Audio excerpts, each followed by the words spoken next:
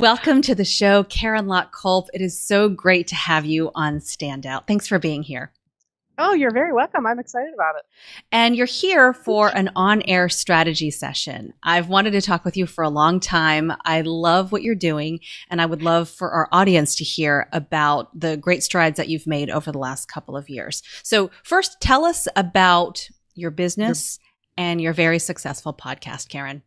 Oh, well, thank you very much for giving me the opportunity, and also just for being here, for being in conversation with me. It's so great to talk to you.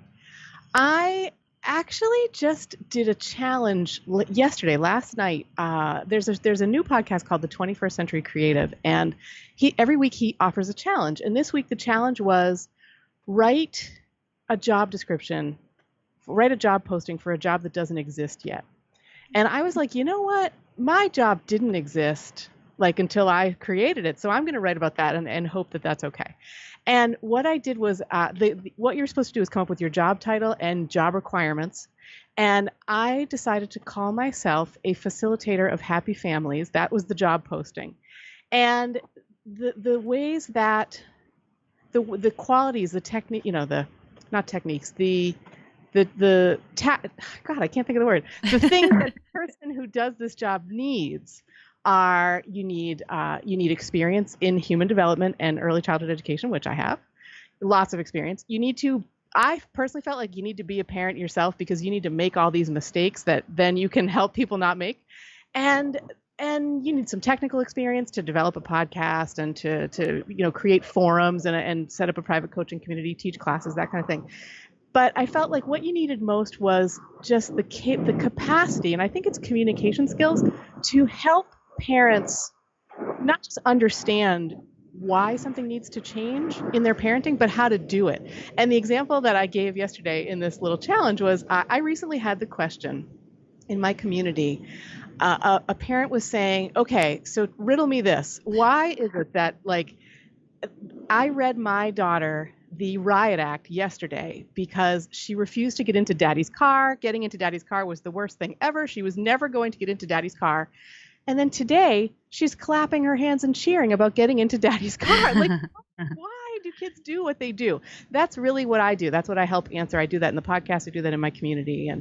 And it's been great fun. And you've really built a community. That's what I think is so incredible. Is your podcast is how old now?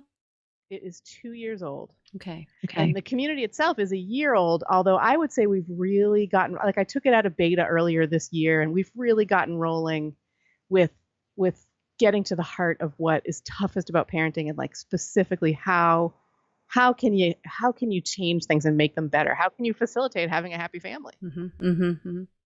Boy, that's the $1 million question, isn't it? It sure is. It doesn't always work either, but there are things we can try.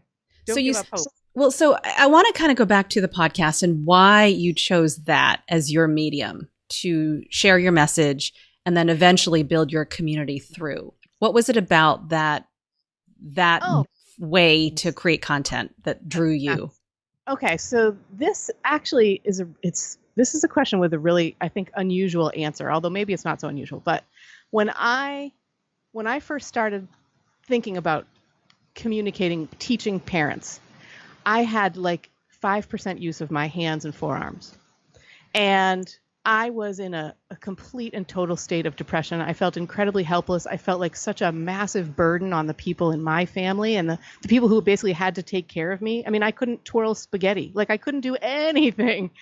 And somewhere in the depths of that, I started to get I started to see a shrink, which is, I recommend for everyone, even if they don't have this. But a friend said to me, after we'd sort of gotten our sea legs and we were figuring out how will this family move forward? How will laundry get clean? How will food get made? How will we be happy, even if one of our members can't do anything physically?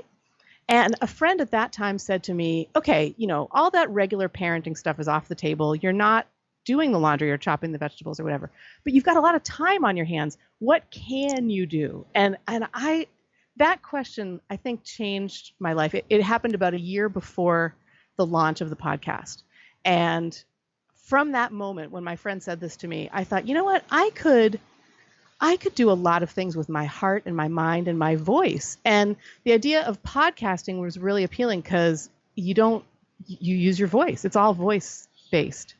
And I could talk directly to people because I do have some experiences and some expertise in parenting that could be really, really helpful for people. And so to go from like being this helpless lump to being like a vibrant part of a vibrant kind of community that is really helpful for people, and to maybe even lead that community. I mean, that was very, very special, very empowering for me. So I love that story. I absolutely love it. And you have empowered yourself as well as the people in your community just through your words and through your stories and the interviews that you share with them. And the podcast, by the way, is called We Turned Out Okay. Yeah. We are going to turn out okay, right, Karen? That's what I hope. That's what I hope. And you know what else is cool about it?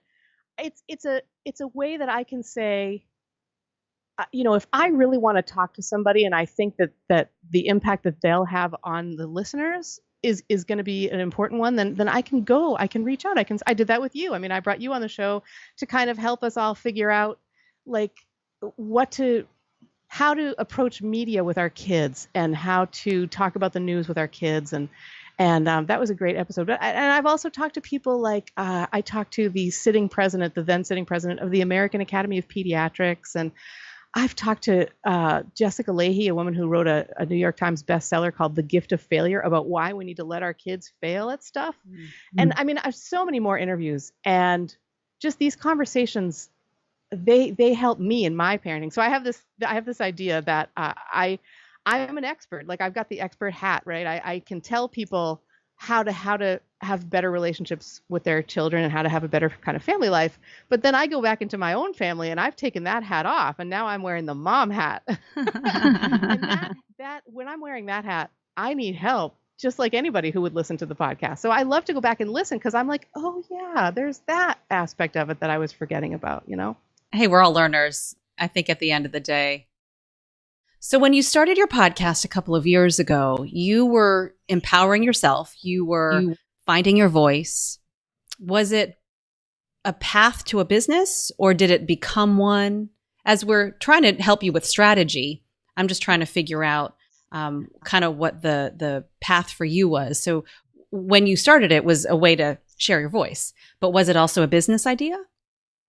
At the beginning, I think I hoped that maybe there would be some sort of business in the background. I learned, I guess fairly early on, that what I was doing was making a difference. And for a long time, that was, I mean, it still is. It's more than enough if I can help one person, right? But I realized maybe about a year in that it wasn't a business. Even if if I had those aspirations, like for example, I wrote a book and I thought, okay, this is great. I'm learning how to write books. This is going to, help me make me a more successful kind of person in the parenting world. And I think it helped a lot of parents, but it didn't rocket anywhere up the charts or anything like that. At that point, I thought, okay, this is really a kind of a hobby. Can I make it a business? And I also at the same time kind of felt like there's this idea that a lot of people ask for the solutions. They ask for the way to solve their problems. Fewer people listen to your ideas about that, and fewer still will act on those ideas. Mm-hmm. And one way to get yourself to act on them is to have a little skin in the game financially. And so I felt like it's one thing to give advice to everybody, which I really try hard to do. It's another to have them listen and come back to me and say, this really helped. And it's another for them to say, like, and I want to keep going with you. I want to keep doing this. And if you can put a little skin in the game financially, then I feel like I see better results with those parents. Right. Because they are in. They're maybe not all in, but some in. And that helps with the take action part. Exactly. Yeah. So let's talk about some of the things that you are struggling with. And we have, I know, discussed messaging and coming together with a clear message. And I think that has helped because you have a clear message. You are an early childhood expert and you're helping families lead happier lives. So I think that is clear and to the point.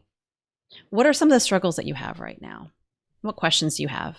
I think I have about 1,000, but what I'm thinking about right now is I'm feeling like I've been splitting my time in a way that isn't most effective. So I've developed the whole website. I've developed, I keep doing podcasts. I've jumped into YouTube. So I took it back from every week. Now I have a monthly YouTube sort of where I teach a more in-depth we take a more in-depth look at one aspect of one of the podcasts, basically, for that month. I'm working my way into Facebook Live. I've just set up a challenge, and the last day of the challenge, which will come out, that'll be the first week of September. It's the Streamline Your Mornings Challenge for people who are panicking about back to school and the chaos that might bring. And so what I decided to do was I set up this challenge, and everybody who joins will also get the link to our secret Facebook group. And on the last day, we're going to do a Facebook Live there. So that's I feel like that's one side of this whole thing is the in-house, not just publicity, but the in-house kind of things that we're talking about. And then what I've been trying to do, and I feel like maybe this is not right, maybe this is more of a distraction for me, is I've been trying to also get some pieces published in local newspapers and be able to maybe talk on local radio about some aspect of what I do. And I'm just finding that people are not interested. I haven't come up with a compelling enough idea, I think, yet.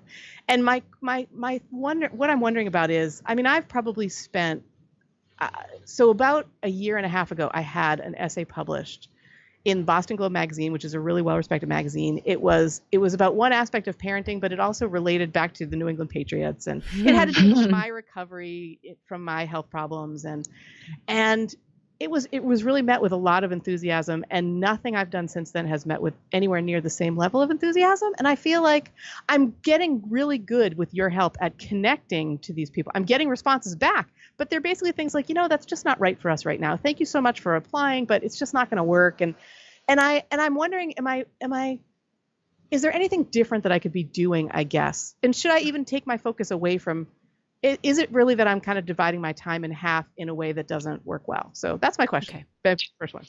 Okay. So I feel like when I talk with a lot of entrepreneurs like you, there's so many ideas. There's so many things you can do. There's so many avenues out there. Let me start a podcast. Let me create a video channel. Let me do a blog. Let me speak.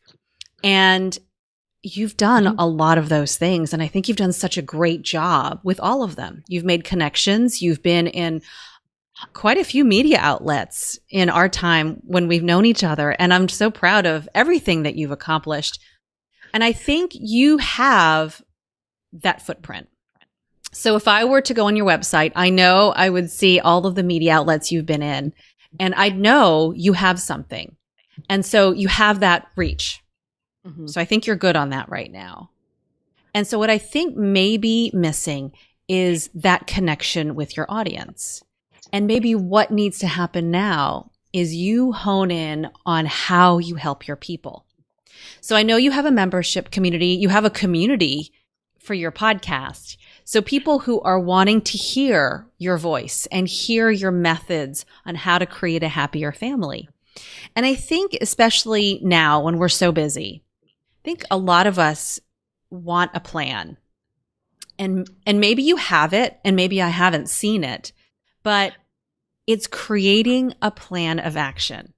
So if I go to you and I say, Karen, I've got a son who is acting up in class and I can't figure out why he's always being sent to the principal's office.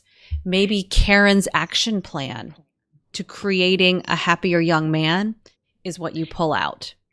Mm-hmm. So steps to success. What is that mother or father's success path for her son, their son? Mm-hmm. And maybe outside of that, once you get these young men and women on the path to success, well, then you highlight them. You talk about what life is like for the parents after they've gone through your system. So it's sort of leading your people on a path to where they want to go, and then letting them realize that there's a transformation at the end, and you're there kind of guiding them along the way. And that's what you do in your community. Is that right? Yes. Yeah. And in fact, on the podcast, we recently, we like to celebrate the 1-year anniversary of the of the Ninja Parenting community, I highlighted some success stories from people in the membership, and I read them out and talked about them, and that, I don't know if it was a coincidence or not, but that week we were talking about in July, when there's not a lot, parents are not listening, they're on vacation, listenership is down by quite a, not quite a bit, but maybe 10-20%. It's down significantly. Well, we ended up blowing July out of the water because of that success stories episode. And is that what you mean? Do you mean to sort of highlight those kinds of things and then talk again about how did they get there? Mm-hmm. It's this formula that I've come up with. So if people were to ask me, for example, hey, Cheryl, what do I say on my videos? Well, the formula is really the same, and one that you can use to help you. And I'm going to try and help you figure out how you can use this. But the formula is this. What is the problem? Maybe the problem is my son keeps getting a red card, which is a discipline card. Why does my daughter keep talking in class? So that's the problem. And then you discuss what you would help them through to get to the success point that they want. So if you want them to not get the red card anymore, how would you help them? Is it a 3-step process? Is it a 5-step process? And then you discuss what happens afterward. Maybe the son or the daughter enjoys going to school now because he or she is not getting in trouble anymore. What is that like? Because that end part, that part is the part that the parent wants. The parent just wants a happy child. So, at the end of the day, you just want a child that's thriving. And if you can help them see that your ideas will bring them to that point, that's all they want to know. That's all they want to see is a formula, maybe. And there's no real formula in a sense because everyone's different. But there are steps that you go through when you talk to your clients, right? There are steps that you go through. You maybe talk about the foundation. Maybe you talk about environment, mindset, whatever that is. It's different for every family, but the basics are still the same. And so when you talk about your plan and your system with your clients, people in your community, they'll see that you have something systematic that will help them get to that success. Mm-hmm. Okay. I'm trying to figure out, I guess, how I would implement that. Is that something that I would only, do I say, come to the community for this formula? Or do I say, okay, person on the street who's just asked me a question, here's my formula. You know what I mean? Maybe too, this is something you ask your community about. Because maybe there's a unifying problem that they're dealing with. What I find in so many cases, and it may not be with yours, Karen, but in some cases, things are too broad. People have all kinds of problems. People have all kinds of problems. And as you know, with the kids in your family, the kids in my family, we all have different issues. And perhaps it may be a little too broad. Maybe if you, let's say, just because I know we've talked about the red cards, but let's say you focus simply on disciplinary issues in 2nd grade. Okay. Well, all those 2nd grade parents are going to find you. All of those 2nd grade parents with boys or girls who are constantly being called into the principal's office, or they have to sit by themselves in a classroom, they're going to find you. So I don't know exactly what that issue is because it is something you will have to talk to your people about. So your people will tell you. They'll say, "Well, I'm really struggling with this." And if they're not the same, if they're all different issues, maybe there's a unifying theme. Mm-hmm. Maybe it's organization or. So, you know what it's been? What? Because we do this a lot. I try to get there. I try to make anything I create for them, or even for the podcast, come from what questions they ask, what have we done? Absolutely. Recently, a thing that's come up a lot is the kind of social problems that their kids are having in school. Mm-hmm. So one member, for example, referenced that her daughter had been, quote, broken up with by a friend. And she's like a 1st grader, before we're expecting a friend to be like, well, you're not my friend anymore. And there's a sort of vindictive tone there and whatever. Mm-hmm. and they're just worried. They're so worried. You know, one of them's got a kid going off to school starting kindergarten, and she's like, I'm so worried about that. And so I feel, and it's the social things that they're worried about. So, I mean, can I look at something like that as a signpost? Okay, so then I've already said to them, I'm going to create for you guys like either a course module or a full-on course. Like maybe it'll start as a course module and then eventually will become a multi-module kind of thing. Mm-hmm. Mm-hmm. And so I guess say we take that as our example. Right. All right. Am I spreading myself too thin if I both work on creation and work on, getting feedback from the community and making it better for them and contacting journalists about it and trying to publicize it or talk about it or help people on the podcast with that idea? Like, I feel like there's a lot of different ways you could go with it, and I don't know quite which ways to go. Other than that, I know I must create this for them, and it must be great because I'm helping them. That's how I'm going to help them. So first of all, you're a business now. You are a business now. 2 years ago, when you started the podcast, maybe you weren't, but now you are. And so your goal is to serve people and also make sure your business continues. Yeah. That's my thought. That's a great thing to keep in mind. So if that is your goal, and if it's not, let me know. But if that is your goal, then serving your customers and clients in a way that helps them the best is what you need to hone in on. So maybe instead of creating all of your content right now, maybe it is doing something like a beta or a pilot where you say to people in your community who've struggled with this, or people in your neighborhood, or people in your PTA, or people at the grocery store, or wherever that may be, and you say, look, I'm thinking about creating this.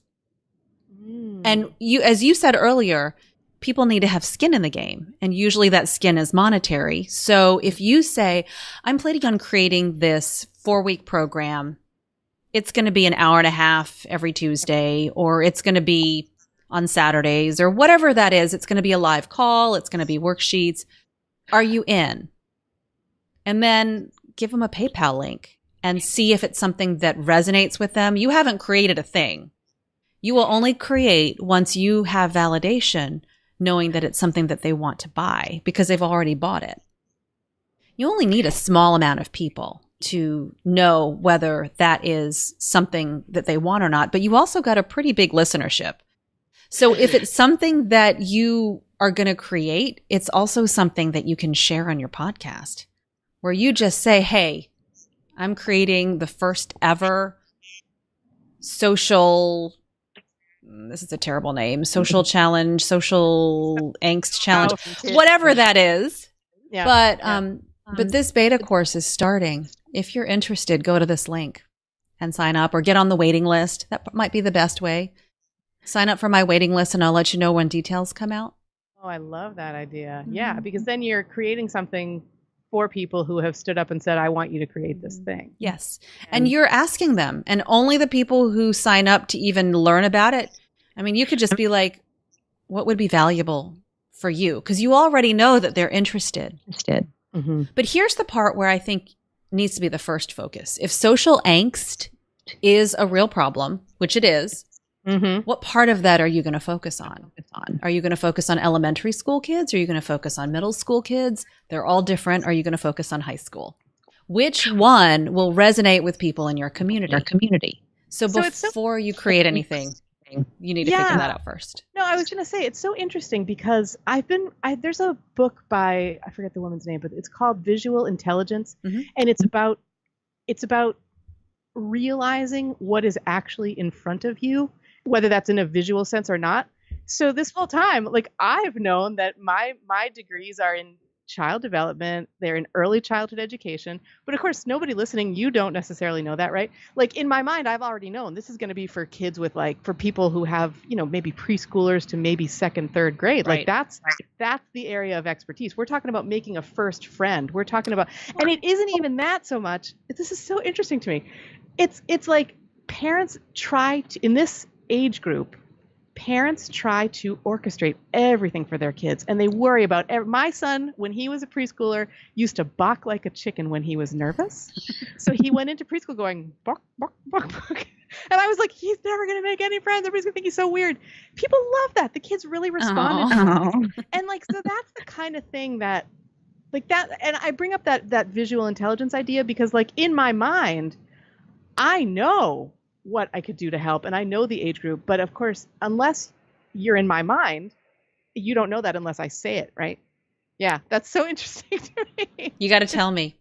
Yeah. You got to tell me.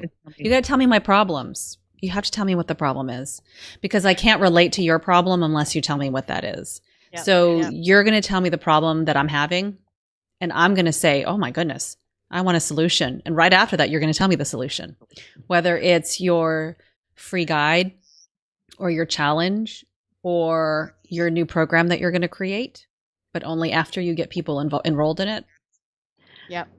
So, I'm gonna want the solution if you tell me the right problem. If you tell me the right problem, I want the solution. Yeah. Yeah. I love that. I feel like I want to write that down and put it on my wall. You'll have this podcast. How about that? You'll have this episode. What other questions? Do you have a little bit more clarity, do you think? I do. I have more clarity on this idea. I feel like what you're sort of suggesting is focus on your community. And you know what? Maybe the sort of connection with journalists will come after you have a little more clarity on what can you, like, really, what is a demonstrated thing that you've helped people with that you can then, help with. And sorry. Well, I was going to say is I the journalist route is always powerful, but think about this. If you help that mother of a 6-year-old who lost her best friend via text or on the bus or whatever. Yeah. That's a new thing, by the way. That's a new trend that you can share with a journalist. And then you have a parent who would be your client. You could then introduce to that journalist. But you've also then established yourself as the expert who's helped that mother or those mothers kind of navigate this odd world we're in. Yep. Yeah. I love that. But you only have that story once you've made the effort to work closely with your clients and find those stories, which you're already doing. So this is really fascinating because it's like it's a little bit kind of bass backwards. You have to think about the end to get back to the beginning. Always. Yeah. Always. Yeah, and it's a lot of work. It's really fun. I mean, this feeds my soul. I still, even though I have much more, much better use with my hands, this just, I don't know, turns my crank. Love it. I love it. And your community loves you. And, I think that once they see that you are focused on getting results for them, I think they will respond in a way that you will be happy with. Yeah. Yeah. I love that. So I guess my other questions, if I can still ask, Absolutely. I took your video boot camp and I loved it. And it really, really helped me understand just a lot of important key things about creating videos and whatnot.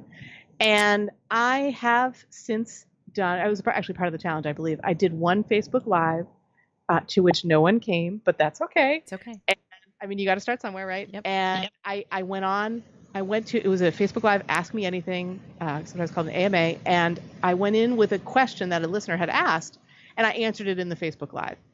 And actually what I did with that was I sent it out as a link later to my email list, just so that, like, even if no one was there live, it doesn't mean that no one would get help from it, right?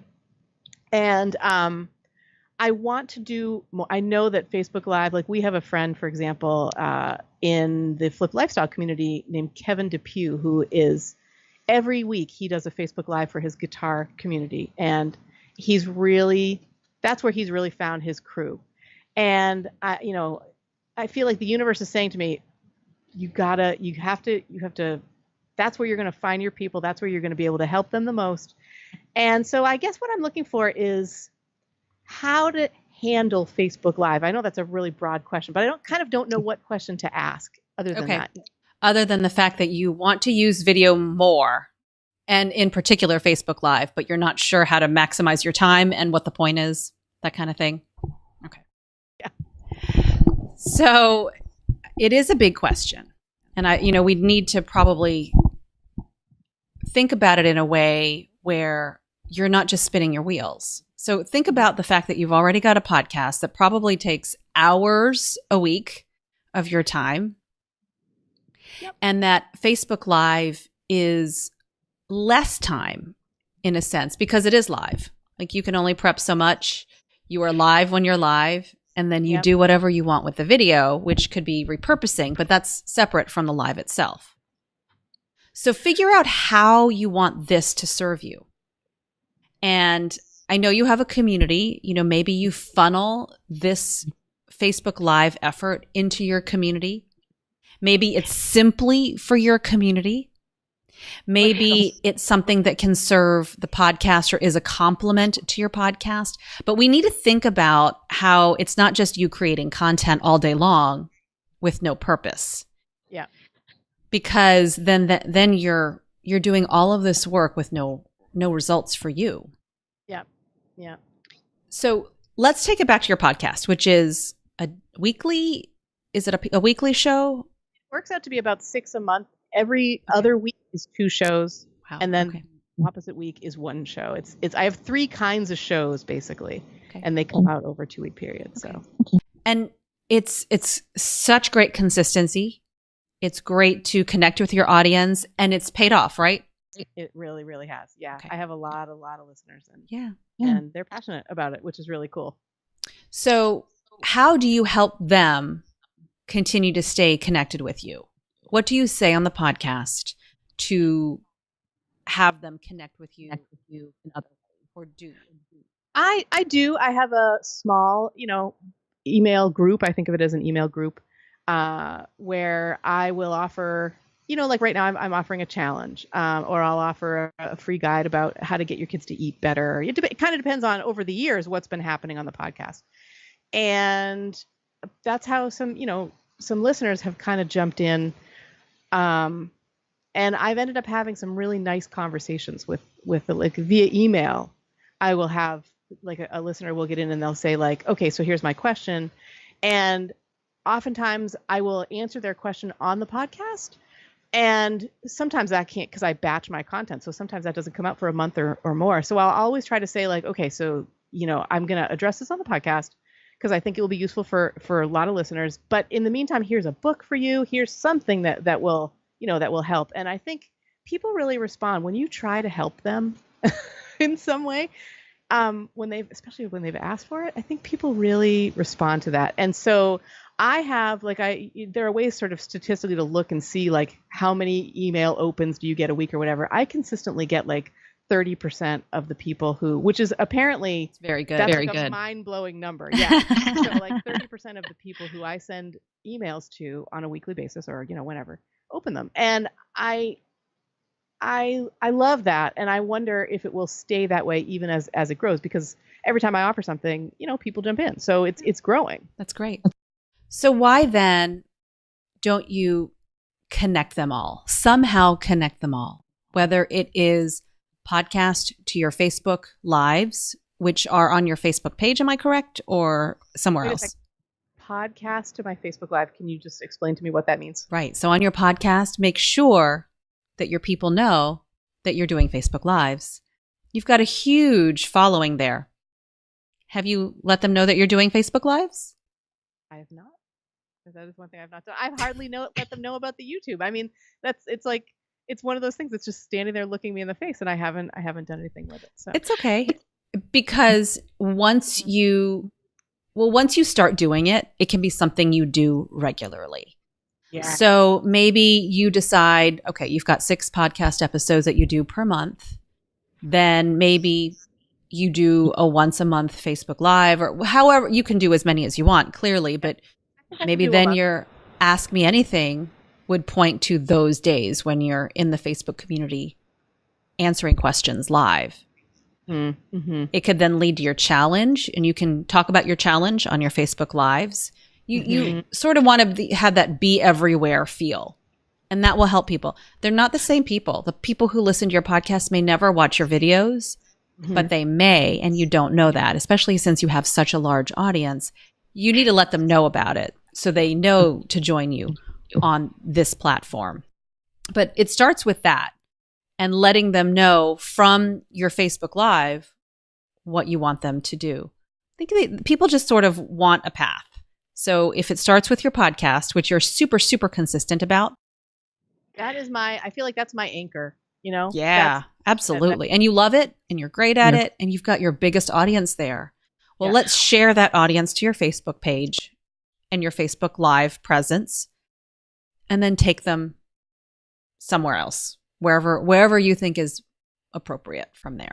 So I could also probably say in my email group, right? I can send an email that says, "Hey, I'm doing a Facebook Live on this topic." Absolutely. So a lot of times what happens is the podcast is batched and ready, and it's far enough in advance that it's difficult for me to sort of remix it or whatever and be like, "Hey, come to Facebook Live." So I think what I might need to do is start running almost an ad, except it wouldn't be an ad in the sense of buy my thing. It's an ad in the sense of, did you know that I'm also doing Facebook Lives? Yep. And if you want updates about when I'm going to be doing them, jump on my email list. You could do that, or you could just make them the first Wednesday of every month. And that way, it's like sort of one less thing for them to do. Just one call to action. And so in addition, I could say, I'm doing them the first Wednesday of every month, but I'm doing them in my new We Turned Out Okay Facebook group. Click this link to join the group or whatever. Sure. Or you're going to do them in the group, right? I'm going to do a group one. Yeah. I decided I don't love the Facebook fan page. Like, it's just, I don't know. I don't love it. I feel like a group would be, maybe I'm making more work for myself. I don't know. But I feel like a group has some qualities that a page does not. First of all, a group is like a thing that you are a part of. It's like a private group, whereas a page is just sitting there. It's just a page, I agree. I think it will give your listeners and viewers more of a community feel, but it is a lot more work. So think about that as you put that into play and how you're going to use that to turn into more of a business thing for you down the road, as opposed to being just more work. Yeah. So just think about that. Okay. Yeah. Think about that. Something to puzzle over, because I want to do that, but I also, I've only got so much time. Exactly.